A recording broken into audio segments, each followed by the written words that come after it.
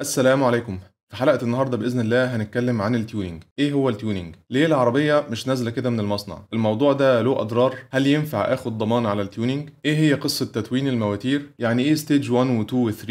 إيه هي أنواع التتوين؟ إيه موضوع الأو تي إس والكاستم تيونينج؟ هل في جهاز فعلا ممكن أوصله بالعربية يديني هورس باور زيادة؟ طيب بالنسبة لتتوين الفتايس إيه قصته؟ وأخيرا إيه أحسن قيمة مقابل السعر؟ ولو هقول لك اختار حاجة أقول لك تختار إيه؟ حلقة النهاردة من الحلقات المحورية في القناة، يعني تقدر تقول القناة كلها اتعملت علشان نجاوب السؤال اللي في الحلقة دي، فكل اللي فات ده كان تمهيد علشان نوصل للحلقة دي، وكل اللي جاي بعد كده هو تفصيل وبيان للي موجود في الحلقة دي. الكلام اللي فيها مهم جدا ومحتاج تركيز وهيجاوب على تساؤلات كتير الناس بتسألها. تعال نبدأ بمعنى التيونينج.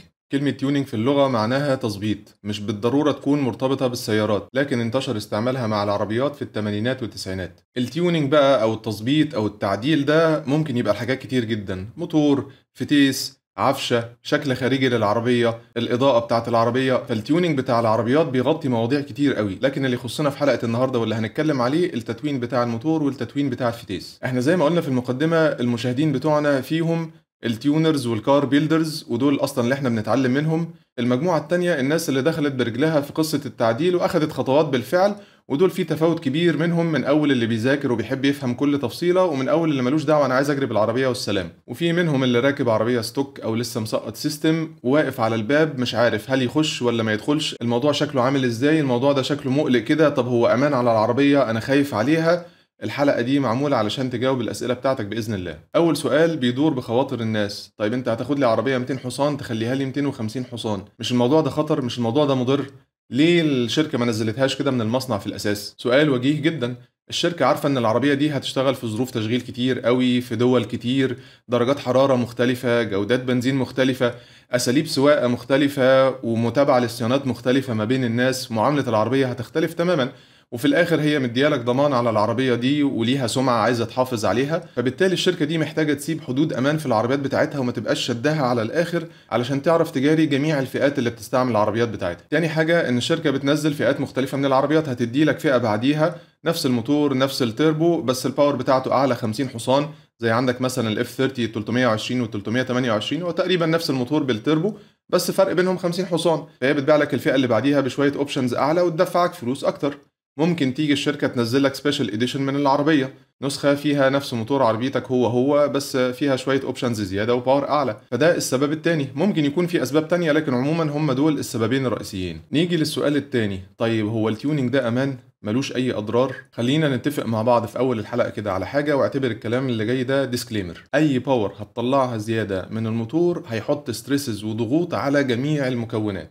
انا مش بخوفك ولا بقولك موتورك ده هيبوظ بعد شهر ولا شهرين، لكن بقولك ان مفيش حاجة ببلاش، كل ما هتطلع باور اكتر من الموتور كل ما هتحط ستريسز وضغوط على جميع المكونات، من اول بقى الموتور شخصيا والمكونات بتاعته، طرمبات البنزين، البوجيهات، المباين بتاع العربية، الدرايف ترين من فتيس واكسات وكبالن وكوارين، كل الحاجات دي، وهتحتاج تصحصح وتركز مع صحة العربية، من صيانات، من درجات حرارة، من متابعة الحاجات دي، لأن أنت طول ما أنت عمال بتزود الضغط عليها لو أهملتها هتشقيك وراها. يبقى في ضريبة للتعديل، أنت محتاج تركز مع العربية، أنت محتاج ما تهملهاش، طالما أنت بتطلب منها زيادة يبقى أنت محتاج تراعيها، مفيش حاجة ببلاش. نيجي للسؤال الثالث: طب هو أنا ما ينفعش أخد ضمان على الكلام ده؟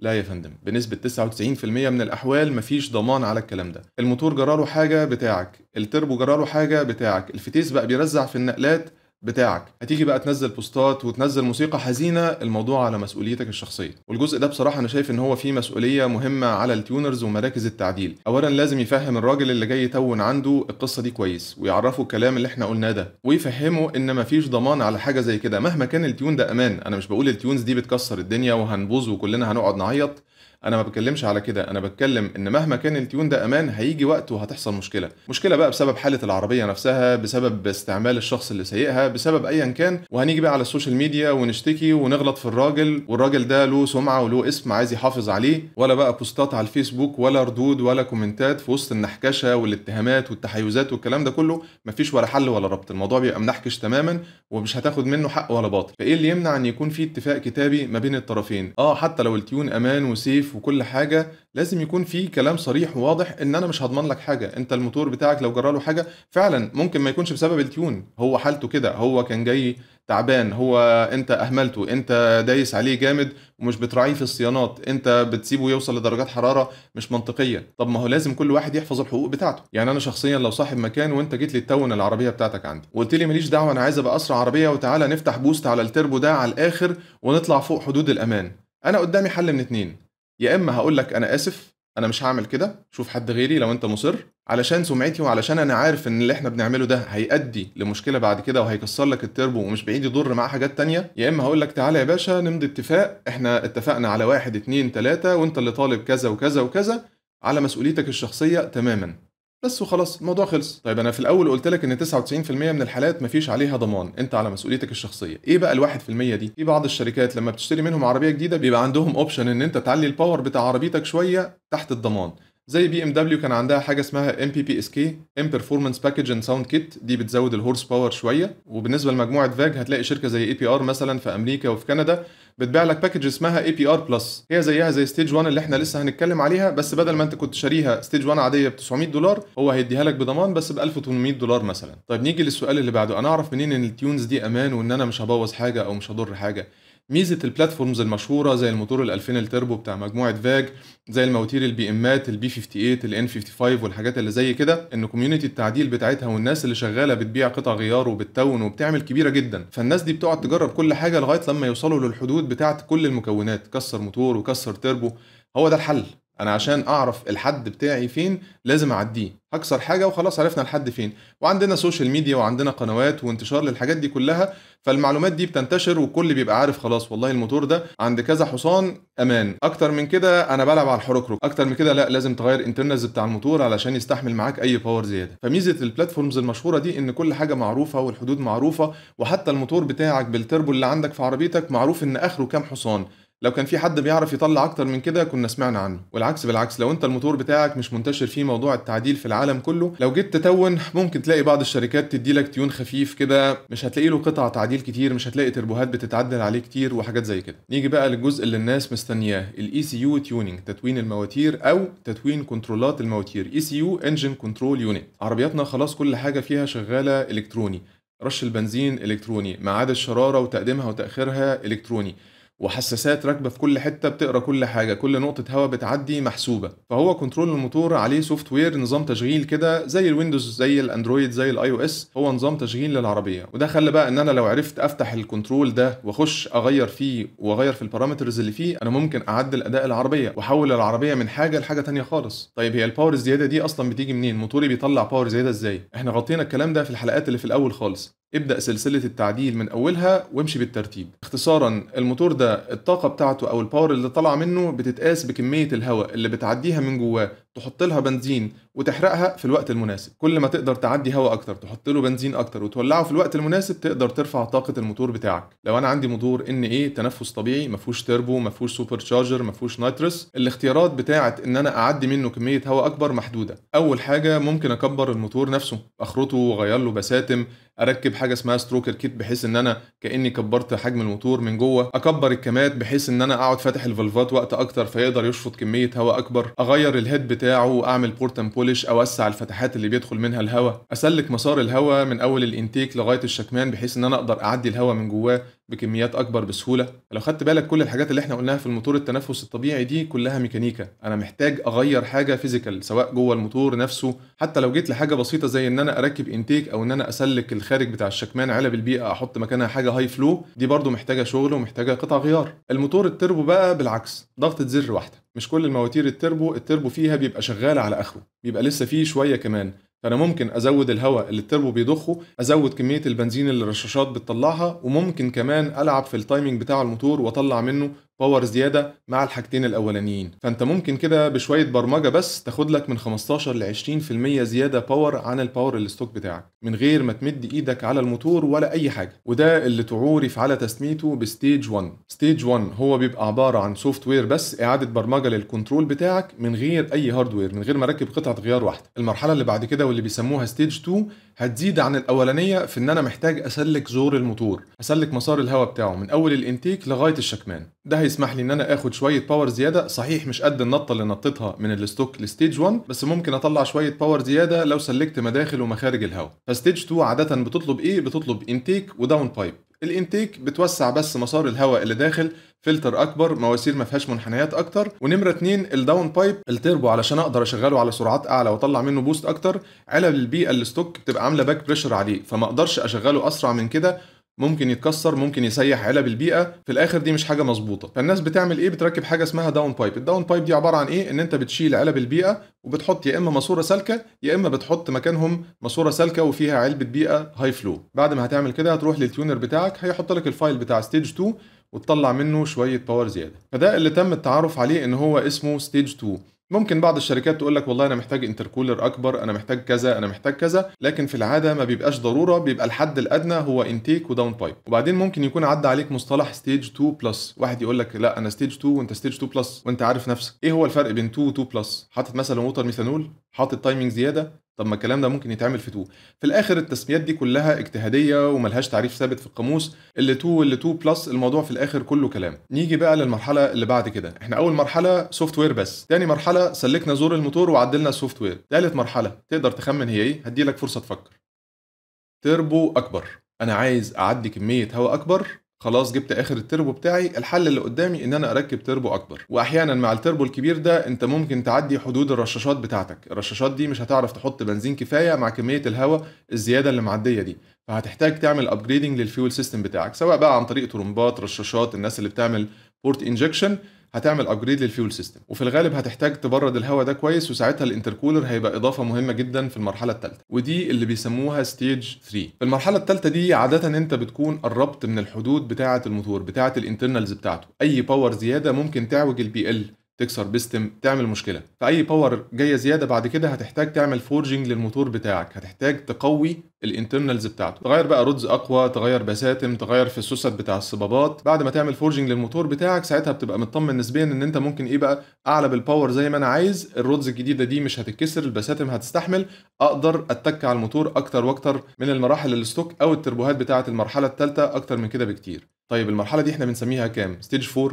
5، 6، 7. هتلاقي بعض الشركات مسميها الاسماء دي وتلاقي الموضوع قلب زي الايفون كده، ستيج 7 برو ماكس الترا. في الاخر انا مش عايز الارقام دي تبهرك، زي ما قلنا الموضوع ملوش تعريف في القاموس، محدش بيتحاسب عليه، لكن اللي تم التعارف عليه ان ستيج 1 سوفت وير بس، ستيج 2 هسلك زور الموتور مع سوفت وير، ستيج 3 هركب تربو اكبر شويه وممكن يجي معاها شويه قطع غيار مع السوفت وير بتاع المرحله الثالثه. بعد كده بقى كله محصل بعضه، انت خلاص عديت المرحله بتاعه المنطقه الستوك، او المنطقه لو هتركب حتى تربو بيسموها بولتون، ان هو بيركب على طول بمساميره جاهزه بوصلاته جاهزه، مش محتاج تعديلات جذريه في موتور وحوض العربيه. طيب عربيتي انا رحت اشوف لها تيون وما لقيتلهاش غير ستيج 1 بس، مش انت قلت ان ستيج 2 هي 1 بس هركب انتيك وداون بايب؟ هو ليه مش مديني الاوبشن ده؟ الصراحه مش عارف، يمكن مش محتاج ولا انتيك ولا داون بايب، يمكن الانتيك والداون بايب مش هيزودوا هورس باور يستاهل ان انت تدفع فيهم فلوس. انا بصراحه مش عارف، واللي يعرف يا ريت يشاركنا تحت في التعليقات. وده مش هتلاقيه حاصل غير في المواتير اللي ملهاش انتشار كبير في عالم التعديلات. حاجه اخيره بقى قبل ما نسيب النقطه دي، الكلمه اللي الناس بتقولها لما واحد يقابل حد مثلا متون العربيه يقول له انت عامل ستيج او انت عامل استيجات، هو كانه بيقول له انت عامل مراحل، فالجمله مش مظبوطه. عايز اساله انت معدل عربيتك، انت متون عربيتك، هيقول لك اه والله انا متون ستيج 2. نقطه مهمه تانية، لو انا جبت عربيتين زي بعض بالظبط والاتنين ستيج 1، هل ادائهم هيبقى زي بعض؟ في الغالب لا. انا عايز اقول لك انت ممكن العربيتين دول طالعين في ظهر بعض من نفس خط الانتاج في المصنع، تيجي تجربهم وتشوف الاداء بتاعهم تلاقي فيه فرق ما بينهم. المواتير والتربوهات والحاجات دي ما هياش اسطمبه واحده، بيبقى فيه اختلافات بس بنسب مقبوله ما بين تربو وتربو وموتور وموتور، فبالتالي الحاجات دي بتخلي العربيات نفسها مختلفه سواء وهي ستوك او بعد ما بتتون. ما بالك بقى حضرتك جايب سيستم اصلا مستعمل، اللي عامل 30,000 كيلو، اللي عامل 100,000 كيلو، اللي عامل 50,000 كيلو، اللي كان بيحافظ على صياناته، اللي كان بيهمله، اللي حاله الرشاشات بتاعته اكس، اللي حاله التربو بتاعته واي. فانت جايب مواتير اصلا الحاله بتاعتها مختلفه عن بعض، لو تونت نفس المواتير دي مش بالضروره تلاقي نفس الاداء، الناس ما تزعلش. وكمان لو واحد متون ستيج 1 عند شركه وستيج 1 عند شركه اصلا مش متساويين، لا بوست متساوي ولا طريقه التيون متساويه ولا التايمنج متساوي، فبالتالي الاختلافات بتزيد وبتزيد. علشان كده نصيحتي ليك لو قررت تتون العربية بلاش تقارن عربيتك بالآخرين. انت عامل كده علشان نفسك، انت عامل كده عشان يبقى معاك عربية حلوة الباور بتاعتها كويسة تسعفك في الطريق، لكن اول ما تركب زحليقة انا عاوز اشوف انا فين من العربيات التانية يبقى بالسلامة كده، هنقابلك بقى ان شاء الله في اخر الزحليقة. ده مش كلام نظري، ده الكلام اللي انا بشوفه في الناس حواليا. قليل قوي اللي عنده الرضا والقناعة والفرحة بعربيته بغض النظر عن هو فين من بقية الناس اللي حواليه. دايما بيقارن، دايما مش سعيد، دايما مش مبسوط. التيون بتاعي وحش ليه؟ طب اشد على الويست جيت، يروح للتيونر يقول له طب ده فلان اسرع مني انا عايز ابقى اسرع منه، وهيفضل في دوامه لا تنتهي. وبعد ما يخلص رحله الشقاء دي وهو فاكر ان هو كده خلص، هيطلع له شبح من تحت الارض مركب نفس اللي هو مركبه، بس لاعب في حاجات ومغير حاجات وما عندوش مشكله يكسر موتور ويكسر تربو وفي 24 ساعه يغيرهم ويرجع يركب عربيته تاني. هيلاقي اشباح هتطلع له زي كده ولا هتعرف تجاريهم في وقت ولا في صرف فلوس ولا في بذل مجهود، وانت مش فاضي اصلا للكلام ده. فنصيحة واحد مشفق عليك بجد بلاش مقارنات. ونادر جدا اللي بينجو من الاثار السلبية بتاعة الموضوع ده. دون عربيتك وتبسط بيها وحافظ على صحتك النفسية، حافظ على وقتك، حافظ على فلوسك وعلى حياتك الاجتماعية. على فكرة في اماكن بتتراح غير الورش والمراكز، واللي انا بتكلم عليهم هم عارفين نفسهم كويس. طيب نيجي بعد كده لانواع التتوين، هقسمها لك لثلاث عناوين كبيره. اول نوع بيسموه OTS. OTS اختصار اون ذا شيلف، يعني من على الرف. هتجيب تيون كده من على الرف جاهزه معموله للموتور بتاع حضرتك، هتحطها بغض النظر عن حاله العربيه.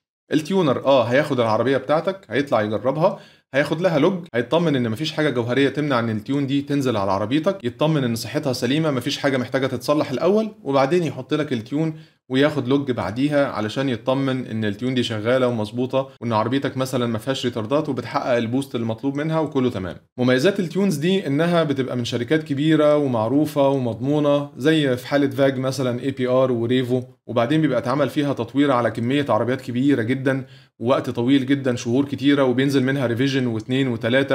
يعني احنا عندنا عربيه مثلا نازل فيها ريفيجن 3.2، فدي اتعمل 3 ريفيجنز ميجر واتعمل كمان 2 ماينور ريفيجنز ال.1 وال.2، فدي بتبقى مناسبه لكل العربيات بظروف التشغيل المختلفه. تعال نفتح صفحه APR مثلا للموتور الTSI بتاع الجولف 6 الGTI، هتلاقيه عارض لك الستوك باور كام اللي فاك بتقولها، الستوك باور كام اللي هو قيسها، وهو بيوعدك بكام حصان في كل مرحله من المراحل. وبعدين احنا اتفقنا ان الكلام ده بيتاخد كارشاد بس، حاله العربيه والمكونات بتاعتها هي اللي بتحدد لك انت هيطلع لك في النهايه كام حصان. بعدين هتلاقيه ذاكر لك الهورس باور كام على حسب جوده البنزين. لو انت ما عندكش بنزين متاح غير 95 هتنزل الماب بتاعه ال 95 او التيون بتاعه ال 95. عندك بنزين 98 او 104 متاح تقدر تاخد باور اكتر. بيعمل ايه؟ مش بيديلك بوست زياده، هو بيديلك تايمنج زياده بيزد على البنزين، واحنا اتكلمنا على الكلام ده، ارجع لسلسله التعديل من اولها. وشايف هنا في المرحله الثالثه هتلاقيه حاطط لك فيها اختيارين، حاطط لك اختيار KO4 وحاطط لك اختيار تاني GTX 28، وكل واحد بيطلع باور مختلف. الناس دول برضو بيبقى عندهم ميزه كمان هي الماب سويتشنج، فانت مثلا الجدول اللي قدامك ده تقدر تختار منه 4 تيونز وتحطها على عربيتك وتقدر تبدل ما بينهم على طول. فممكن يبقى عندك ماب بالستوك باور، ممكن يبقى عندك واحده بنزين 95، ممكن يبقى عندك واحده بنزين 98. APR عندها مابس بيسموها لو اوتبوت، دي بتبقى التورك بتاعها محدود شويه علشان دي عادة بينزلوها على العربيات اللي فيها فتايس مانيوال، فالكلاتشات بتاعت الفتايس المانيوال ما بتستحملش نفس العزم اللي بتستحمله الفتايس الDSG، فبيحدوا التورك شويه. ظريفه في ان انت تحافظ بيها على موتورك، تحافظ بيها على كلاتشات الفتيس بتاعك، تبقى ماشي بيها وانت مش محتاج الفول باور. عندك اوبشن تاني ان انت تحط حاجه اسمها الفاليه مود. الفاليه مود دي لو هتدي عربيتك لحد يسوقها بتحد لك الباور، بتقللها جامد جدا علشان ما يجريش بيها ويلعب بيها، وبتحد لك السرعه القصوى لحوالي 80 كيلومتر في الساعه. BMW برضو عندهم حاجات OTS، بيستعملوا MHD والبوت مود، اكيد سمعتوا الاسماء دي. بس ميزه الحاجات بتاعت BMW ان هم اللي يقدروا ينزلوا التيونز بنفسهم، بيشتري الدونجل وينزل الابلكيشن من على الموبايل ويختار المابس اللي عايز يشتريها. وعندهم برضو اوبشن الماب سويتشنج، بس هم بصراحه بقى بيعملوه بشكل اصيع زي ما انت شايف في الفيديو ده، ويقدروا يغيروه والعربيه دايره، مش لازم يبطل العربيه. وعندهم فيتشرز بصراحه في منتهى الصياعه بالمقارنه بالحاجات اللي موجوده عند مجموعه فاج. والظريف بقى ان هو يقدر يلعب في الاوبشنز دي ويجرب فيها من غير ما يروح لتيونر ينزل له سوفت وير، هو كده بس بالابلكيشن من على الموبايل يقدر يجرب ويلعب ويعمل كل اللي هو نفسه فيه. وحتى وسائل اخذ اللوجات عندهم اوتوميتد ومتطوره وظريفه جدا الصراحه. اللي احنا اتكلمنا عليه ده الاو تي اس تيون، التيون اللي من على الرف اللي جاهز. العنوان الثاني هو الكاستم تيون، التيون التفصيل. ده بيبقى متفصل على عربيتك بالظبط. البنزين اللي انت بتحطه ال 95 اللي في مصر ممكن يكون مختلف عن البنزين ال 95 اللي في حتة تانية. هو بيتون لك العربية على البنزين بتاعك بالظبط، بيتون لك العربية على حالة التربو بتاعك بالظبط. الفتيس بتاعك فيه سليب عند حتة معينة يقدر يتون لك العربية انها ايه تيجي تتجنب التورك العالي في الحته اللي فيها سليب، يقدر يديلك مثلا باور محدوده على الاولاني والتاني علشان العربيه ما تفركش، وبعدين تالت رابع خامس يديلك الفول باور. تقدر تعمل كل اللي انت عايزه، اي اوبشن متاح تعمله. عايز انتي لاج، عايز بريك بوستنج، عايز لونش كنترول بشكل معين، كل الحاجات متاحه. التفصيل ده تقدر تفصل كل حاجه في التيون بتاعك، فهو ملوش اخر، وتقدر منه تستخرج باور اكتر من اللي كانت جايه جاهزه من الاو تي اس. الاو تي اس ده زي التيون الستوك كده، معمول ان هو يشتغل مع عربيات كتير في دول كتير بدرجات حراره مختلفه كتير في ظروف كتير، فمش بيبقى شادد كل حاجه على اخرها. انت الكاستم تيون لا، انا ممكن افصل حاجه اقدر اطلع بيها باور زياده مخصوص لعربيتي انا، باحوالي انا، بالبنزين اللي انا بحطه. لكن الكاستم تيونز زي اي حاجه في من اول هنا لغايه هنا. ميزه الحاجات اللي بتبقى جايه من على الرف على طول انها شركات كبيره متجربه في عربيات كتير قوي، الدرايفابيلتي بتاعتها بتبقى كويسه، الامان فيها مضمون. الكاستم تيون على حسب الشخص اللي انت هتتعامل معاه، على حسب التيونر اللي انت هتتعامل معاه. في واحد مركز ان هو يديلك اقصى باور والسلام، في واحد بيلعب على الوينجين، في واحد ما بيقعدش يديلك ريفيجنز كتير، ما عندوش اوبشنز كتير ان انت تحطها. فهتلاقي اختلاف كبير جدا في قصه الكاستم تيوننج دي. انا شخصيا لو اعرف اتون عربيتي بنفسي كاستم تيون، انا هتعلم فيها واعمل كده. في بقى مستوى تاني من الكاستم تيونز، الناس اللي بتشتغل على حاجه اسمها ستاند الون اي سي يو، بيشتغل بكنترول موتور مش بتاع العربيه، غير اللي جاي من الشركه اصلا. الحاجات اللي انت بتسمعها، العربيه دي دايره ميجا، الكنترولات اللينك، الهالتك، الهولي اي اف اي، الحاجات اللي زي كده، ده بيبقى في العربيات اللي متعدله جامد قوي، خارج مستوى التيونز اللي احنا بنتكلم عليها خالص. وعندنا منهم ناس شطار جدا موجودين في مصر، وباذن الله في حلقات معاهم جايه في الطريق. بكده احنا اتكلمنا على الاو تي اس اون ذا شيلف، اتكلمنا على الكاستم تيون التفصيل، والعنوان الثالث اللي بيسموه البيجي باك اي سي يو. البيجي باك اي سي يو، بيجي باك يعني تركب على ظهر حد، فالبيجي باك اي سي يو ده بيبقى كنترول راكب على ظهر الكنترول بتاع الموتور، واصل في النص ما بين كنترول الموتور والحساسات الاخرى اللي موجوده في العربيه، بحيث ان هو بيلعب في الاشارات اللي خارجه من الحساسات رايحه لكنترول الموتور، يضحك على كنترول الموتور، يديله اشارات متعدله علشان يطلع باور اكتر. وفي منهم كمان زي الجي بي 4 بيبقى له ابلكيشن على الموبايل ويدي لك مابس مختلفه تقدر تختار ما بينها. الانواع دي انا مش بنصح بيها خالص، ما هياش تيونز حقيقيه، هي بتضحك على الموتور، بتديله قرايات غلط. الاداء بتاعها مش مضمون، لان كنترول الموتور عمال يحاول يتاقلم على القرايات الجديده اللي بتجيله دي، فممكن تلاقي شويه اداء شويه مش موجود، وعمرك ما هتعرف تطلع منها نفس الاداء اللي بيطلعه لك تيون حقيقي. وبعدين مش كلها مستوى واحد، يعني الجي بي 4 ده اسمه مشهور وكبير، وفي شركات هتيجي تبيع لك فيشه بس تركبها في الاو بي دي كده الباور بتاع عربيتك تزيد. الشركات دي بتنصب نصب صريح. امتى بقى يبقى له استعمال البيجي باك اي سي يو؟ في حاله ان عربيه جديده لسه نازله، كنترول الموتور بتاعها مقفول، كنترول الموتور بيبقى عليه حمايه من المصنع عشان ما حدش يلعب فيه، الشركات بتاع التعديل والتيونرز والكلام ده بياخدوا وقت على ما يعرفوا يفتحوا كنترول الموتور ده ويخشوا يلعبوا في السوفت وير بتاعه.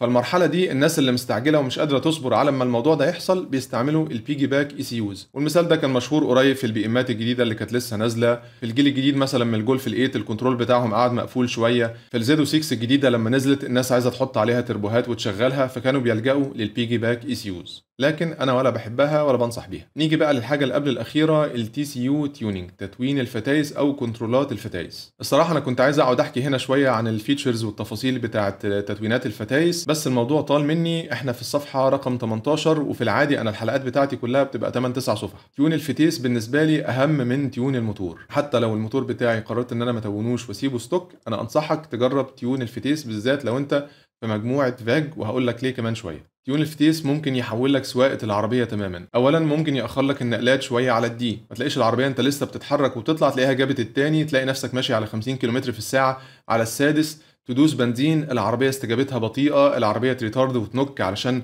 ار بي ام قليل ونقله عاليه ولود عالي، تيجي تتقل رجلك شويه علشان تعمل كيك داون مش راضيه، تزود تزود تزود، فجاه تقوم نازله من السادس لغايه التاني. السواقه بتاعتها الستوك مستفزه جدا.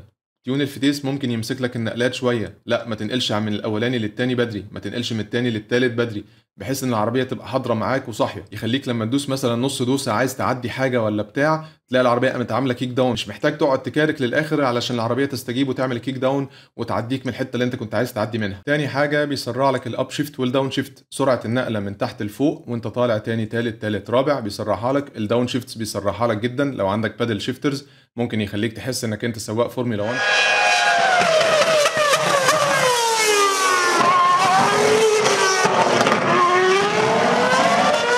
تقدر تلغي الكيك داون وانت على المانيوال مود، زي كانك سايق عربيه مانيوال تماما. انا دوست بنزين للاخر وانا على السادس، خلاص هي مش هتقوم لوحدها نازله رابع ولا ثالث، هتفضل على السادس زي ما هي. هتقول لي انا مش محتاج الفيتشر دي، خلاص ما تعلمش صح وانت بتختار الفيتشرز بتاعتك، في ناس تانية بتحتاج الفيتشر دي. نفس الكلام في العكس، وانت طالع وصلت للريد لاين العربيه هتقوم نقله لوحديها، لا انا مش عايزها تنقل لوحديها، انا عايزها مانيوال، انا اللي انقل بنفسي. لو وصلت للاخر تقوم واقف. الاوبشن ده متاح، تقدر تخليه يشتغل كويس مع الباور الاعلى اللي طالعه من الموتور. في حاجه اسمها تورك ليميترز بتبقى نازله على الفتيس، الموتور بيطلع تورك معين، التورك ده لو اعلى من الحد اللي الفتيس متسجل عنده هيقول للموتور قلل باور، هيقوم قافل بوابه مقلل البوست بتاع التربو علشان يقلل العزم. فانا معلي الباور، انا عامل تيون للموتور ومحتاج انقل الباور دي للعجل، الفتيس هيوقفها. فالحل ايه؟ ان انا بقوم رافع التورك ليميترز دي على الفتيس، بعلي الحدود بتاعته بحيث ان هو يعدي الباور دي كلها وما يوقفليش الموتور، واخد هورس باور اعلى. وفي اوبشنز ثانيه كتير، يعني مثلا تقدر تخليه يفصل لك الدبرياج وانت ماشي على سرعه عاليه، شلت رجلك من على البنزين كانك مورت بالظبط، فاصل الدبرياج تماما.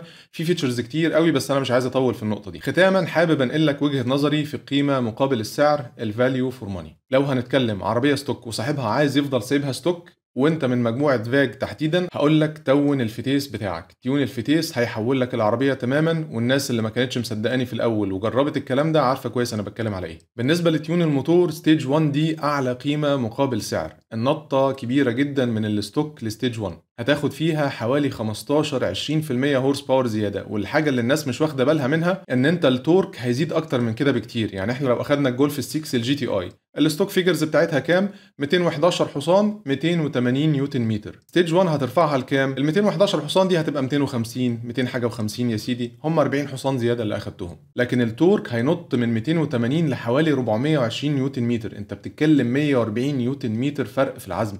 ده فرق مهول، هيخليك سايق عربيه تانية تماما، هيخلي العربيه ممتعه جدا في السواقه. طالع مطلع راكب معاك ناس، مشغل تكييف، هتلاقي العربيه حيه وصاحيه وهتغير لك سواقه العربيه تماما. والنطه من ستيج 1 لستيج 2 مش بنفس القوه دي، التاثير اقل من كده بكتير. كل حصان زياده بعد ستيج 1 هتدفع فيه فلوس كتير جدا. والميزه التانيه للموضوع ده ان انت ولا محتاج تركب اي هاردوير ولا تدفع فلوس في اي حاجه زياده، وما تغيرش اي حاجه في عربيتك، ولا بقى هتحط داون بايب وتشيل علب البيئه وتعيش مع ريحه عادم وحشه. انا شخصيا جربت الداون بايب من غير علبه بيئه لمده اسبوعين بصراحه وما طقتهاش. والناس اللي بتركن في اماكن مقفوله الموضوع ده هيبقى تاثيره اكبر كمان من كده. اللي انا عملته ان انا اشتريت هاي فلو كات من بره وركبته في الداون بايب، ومن ساعتها عايش حياتي. وبعض اصدقائي اللي شافوا الموضوع ده عندي هم كمان قرروا يشتروا علب بيئه هاي فلو ومركبينها في عربياتهم وسعداء بيها. الناس اللي قلقانه من استهلاك البنزين، استهلاك البنزين بتاعك طول ما انت ماشي عادي زي ما هو مش هيتغير. وبالعكس انت ممكن كمان على طرق السفر مثبت سرعه على 100 ولا 120 تلاقي استهلاك البنزين اتحسن شويه. وانا مجربها بنفسي على عربيه فيها ماب سويتشنج على طريق سفر ما بين الستوك ماب والتيوند ماب. الفكره في ايه؟ ان فرق العزم الرهيب اللي انت اخدته ده هيخليك مش محتاج تبذل مجهود قوي ولا تقرص العربيه تبقى حاطط لود عليها علشان تقاوم الهواء زي قبل كده لما كنت ستوك.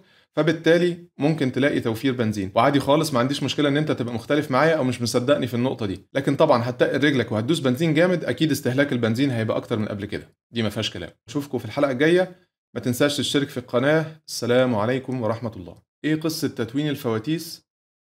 فواتيس